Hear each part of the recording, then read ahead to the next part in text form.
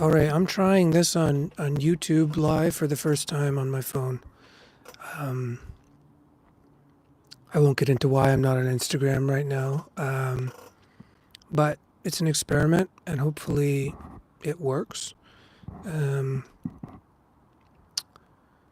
so I'll just sort of roll along because I don't think anybody's actually going to be able to join because a lot of people who join on Instagram don't are probably not going to join on YouTube. So, but I'll sort of do my thing anyway and pray that it actually.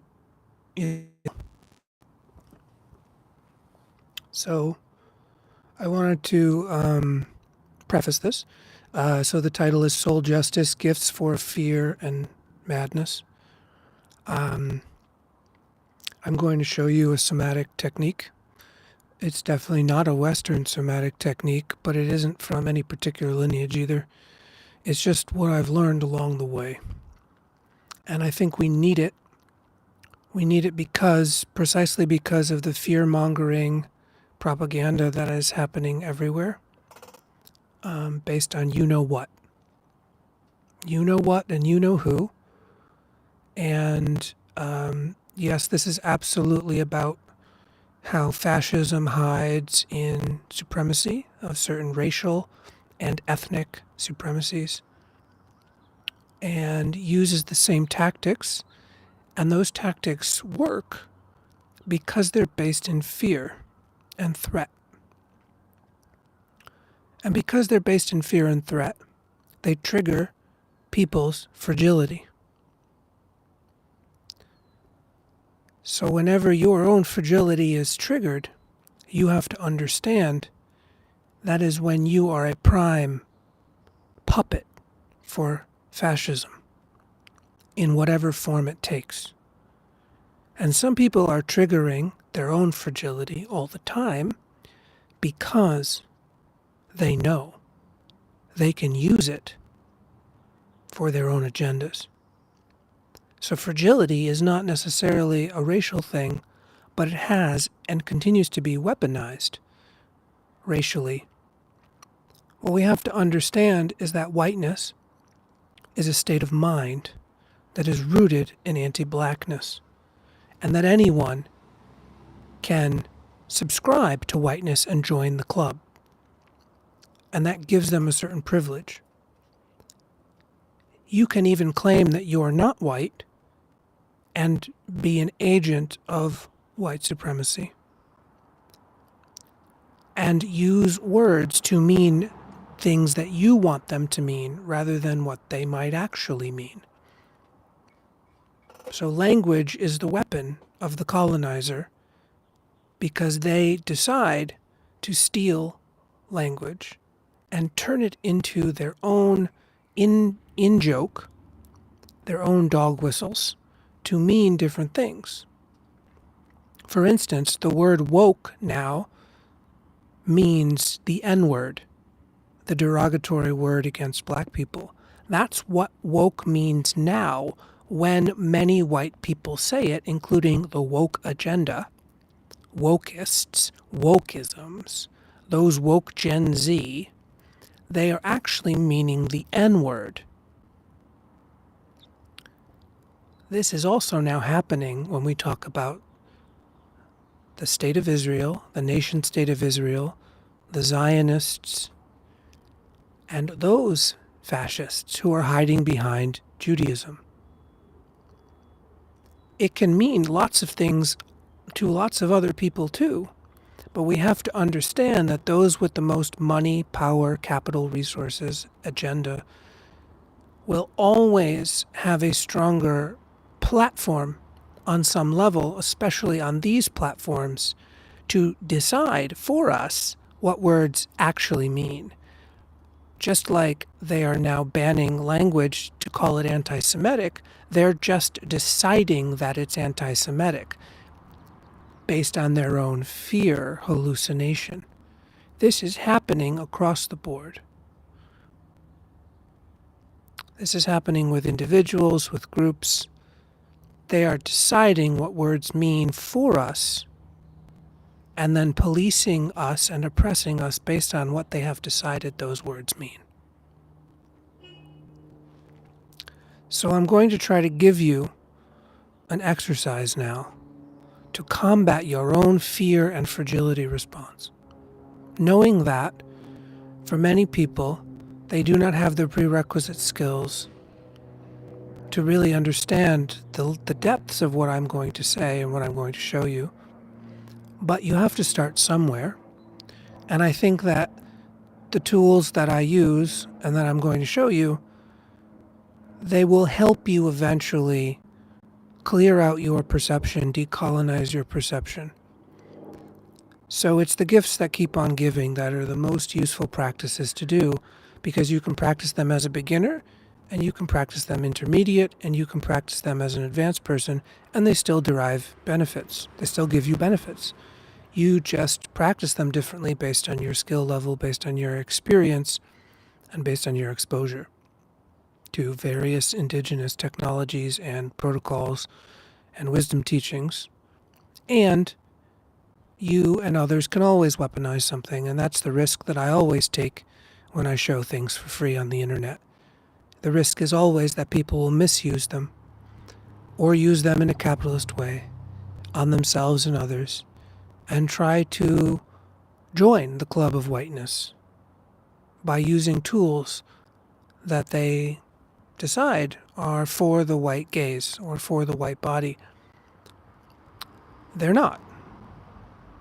But if you have a body, you can disown the whiteness around that body and inside that body, and you can become a human being again.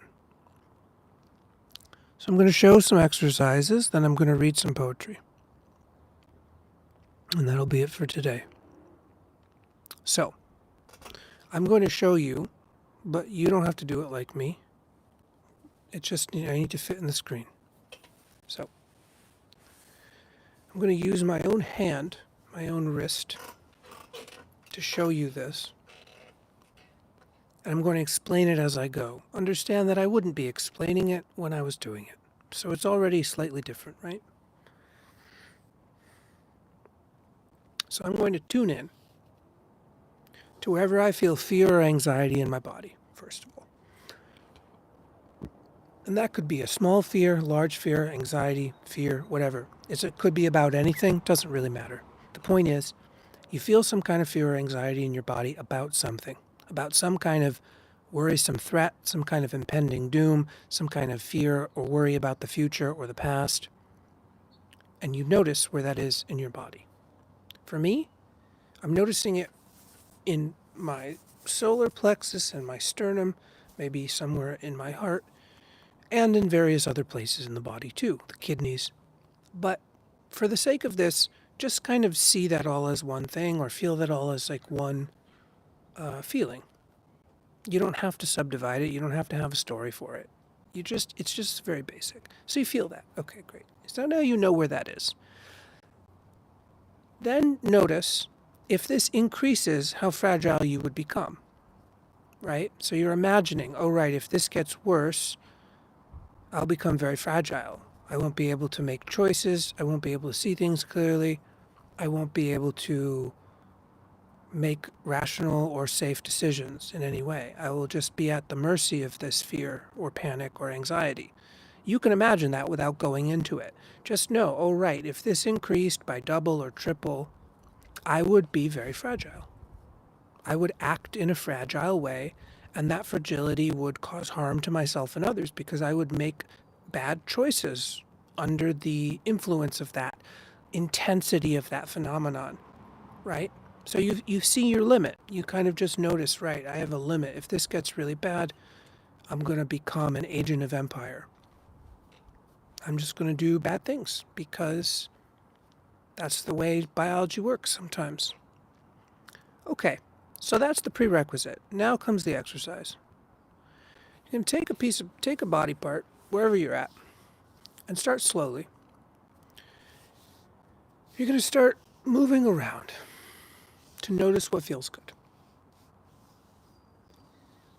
It doesn't have to be great. It can be pressure, but start slow and gentle so that you don't skip over anything that might be useful. So you have to find it. Earlier today, there was this point on my wrist that felt really good, but I'm not there anymore. So that place isn't doing the same thing it was 2, 3 hours ago. So I have to find it. And so I'm doing this in real time with you. I have to find what feels good. And I can't predict what that is and how that looks or anything. So I found a spot where I'm massaging and I'm letting my hands just slowly feel that. Okay?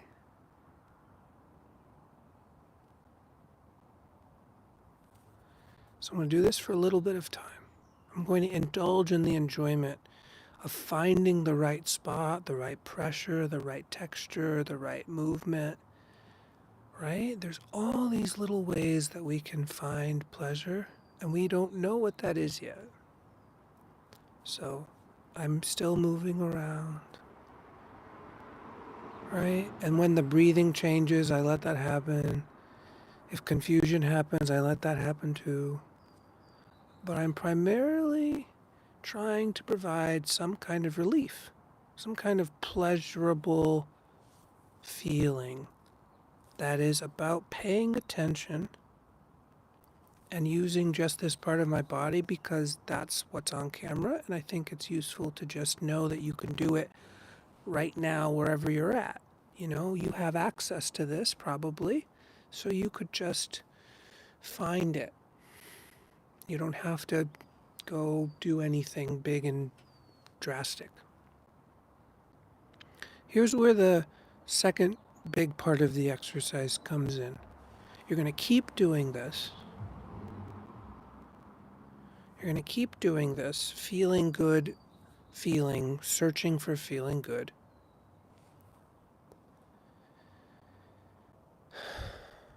And you're going to allow that to sort of build up some chi in your system, as if you are really thirsty and you're finally getting to drink some good, fresh, clean water. So now you're building the pleasure slowly, as if you can kind of store it up in your system. You're really paying, you have to use your attention to do this.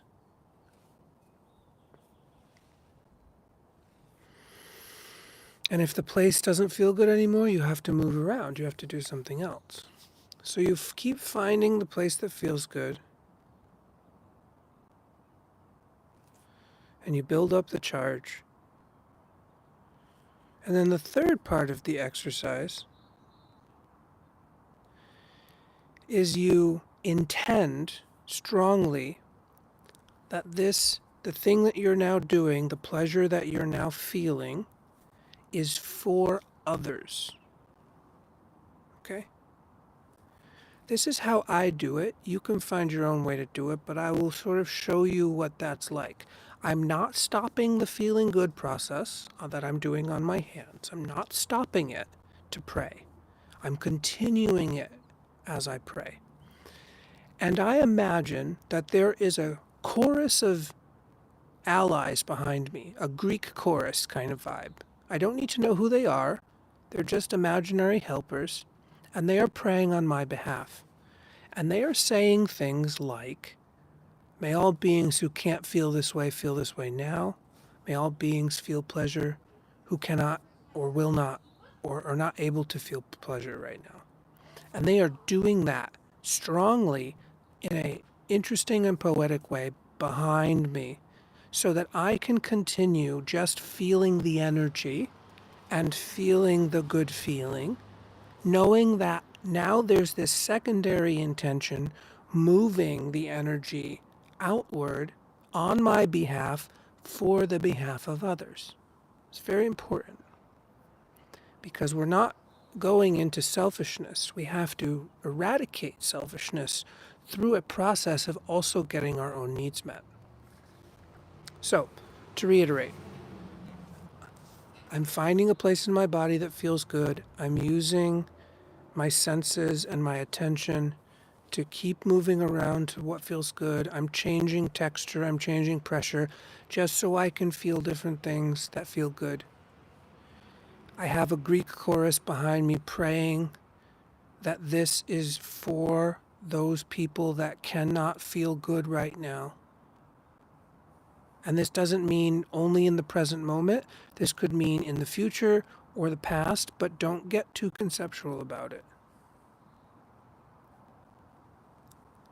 Just allow this energy to move through you and then out, but you're not losing anything. So the fragility response that we're trying to combat here is the feeling of loss. The feeling that you will lose something that you want or need, and that is the root of fascism and fear. The fear-based fascism and fragility that we are seeing everywhere is also in us. It's in me too. The fear of loss. So we are learning to understand that we can have something nice and also give it away without losing anything. And we're practicing that in a slow, mindful, embodied way.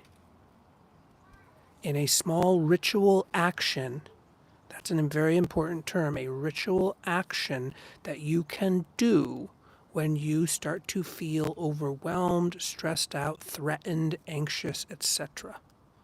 Is that you stop and you find pleasure, you grow that pleasure inside your system, not through more intensity, but just through intention. And then you have allies or imaginary forces that are praying behind you, and they're praying that this is useful for other beings. May all beings have pleasure now. May all beings feel this good feeling who cannot feel good right now for whatever reason in their situation. May this exercise, this ritual action that I'm doing, help those people too. That is the very important part, and that is the part that is completely left out by 99% of all Western supposed somatics, is that there's no ritual action, there's just greed. Greed, pleasure greed.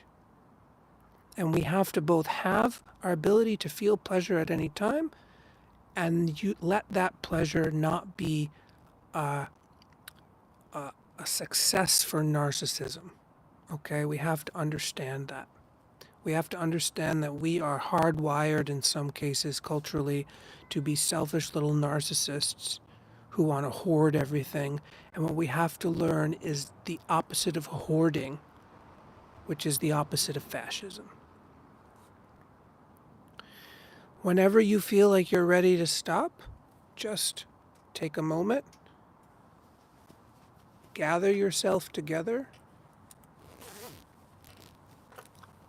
do whatever you need to do, and just take a few deep breaths, knowing that you could return to this practice anytime, because it's very simple, it's very basic, it's very kind, it's very gentle. You don't need to expend a lot of energy to do it, but it trains your attention and it trains your intention through a kind of non-Western ritual somatic action that then you can bring into every other part of your life.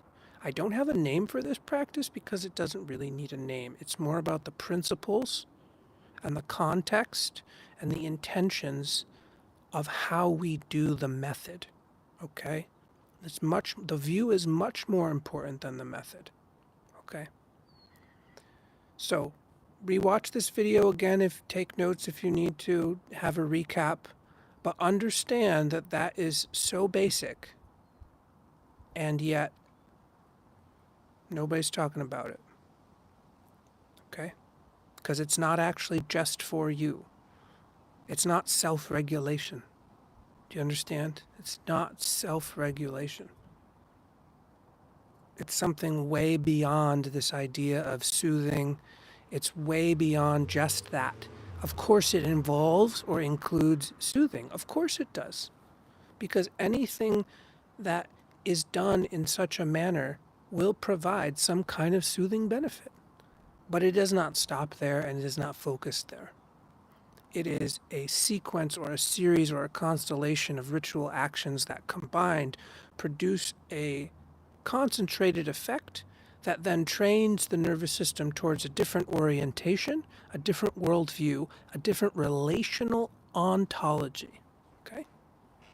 I know those are big words, but you can handle it. So now I'm going to read some poetry just to be done with today's thing and see how the video uploads. I'm going to read a few poets that I've selected. Today they just all happen to be men, but I will, change that in the future. I'm trying to go through my poetry collection and kind of curate it, and that just takes a long time. So I'm going to read a few poets, and then I'm going to read a poem that I wrote. I believe it was Monday in a class that I took. Okay, so let's go through that. So the first is N. Scott Malmaday, a Native American poet.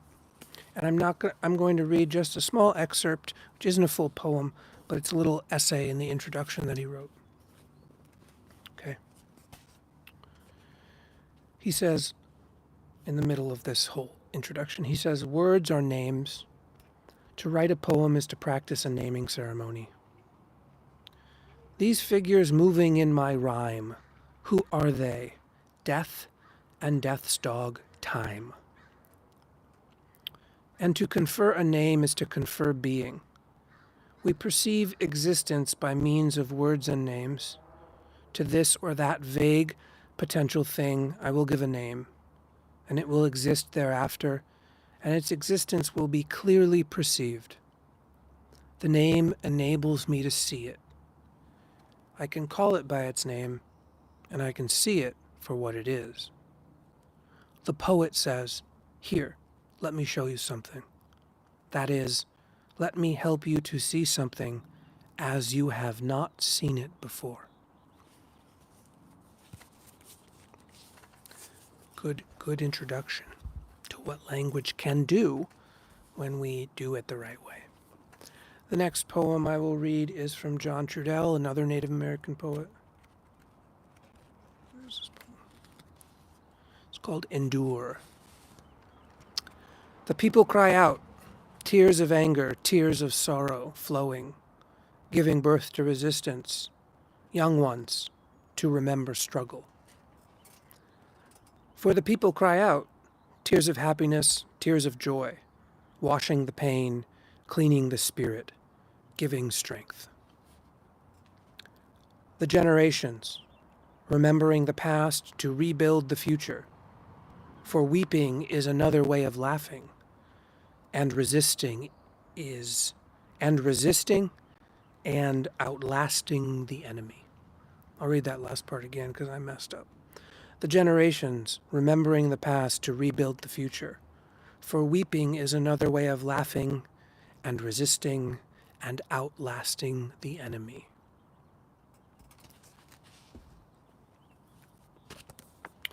Then I will read some translated Chinese poetry by David Hinton is the translator. And I will read some of his translated poetry, which is the famous Lao Tzu from the Tao Te Ching. But I think that it's useful to read it as poetry rather than some kind of quasi-religious text.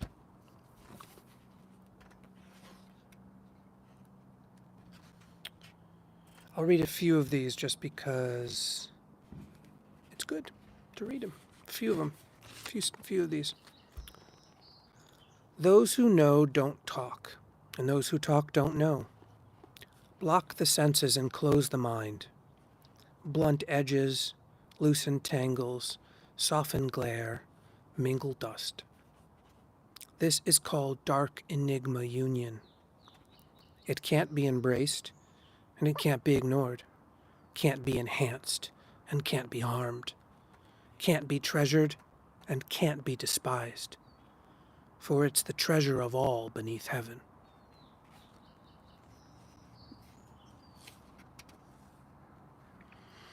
You may govern the nation through principle and lead armies to victory through craft, but you win all beneath heaven through indifference. How can I know this to be so?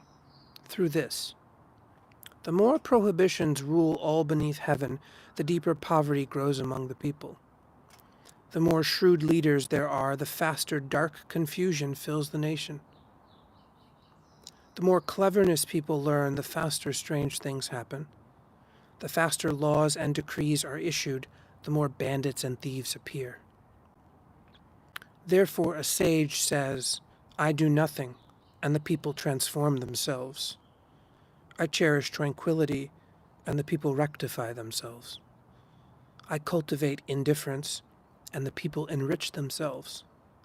I desire nothing, and the people return of themselves to uncarved simplicity. Last one. Let nations grow smaller and smaller, and people fewer and fewer. Let weapons become rare and superfluous. Let people feel death's gravity again, and never wander far from home. Then boat and carriage will sit unused, and shield and sword lie unnoticed. Let people knot ropes for notation again, and never need anything more. Let them find pleasure in their food, and beauty in their clothes, peace in their homes, and joy in their ancestral ways. Then people in neighboring nations will look across to each other, their chickens and dogs calling back and forth. And yet they'll grow old and die without bothering to exchange visits.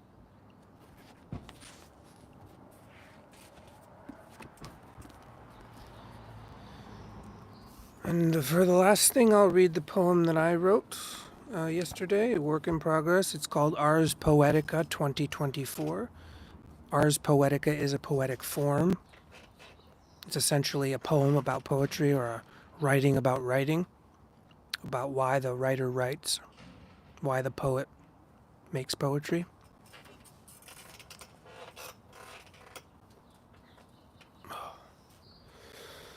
Give me a second here. Digesting. Okay. And this is written by me, obviously. I have to say that, but... In another world with other rules, none of this needs to be said, because in that place deception cannot deceive. There is no denial, no hypocrisy, no dishonesty, and therefore no stories, no narratives, and no relative truth. In this other world, causes and effects do not exist, and thus no reference points of past and or future temporarily disable spirit's capacity to generate and instantaneously receive grace. This world is not and can never be perfect precisely because the concept of imperfection does not exist. And the causes of perfection also do not exist as preliminary conditions supporting an experience that might be described as luminous, inclusive wholeness. In that other world, there is no writing, no stories, nor thoughts, or anything that might be construed as abstraction, concept, or idea. No inspiration exists. Nothing is ever uninspired. No murder, no genocide, since no one can be murdered, no land can be stolen, no body enslaved nor oppressed. So there is no reason to write this there, except as a joke that lies there in the space, ununderstood. Like how no one can understand what is happening here, in this world. Children inside out, impossible hungers that can't be filled or satisfied, indoctrination, and the marketing of violence as power.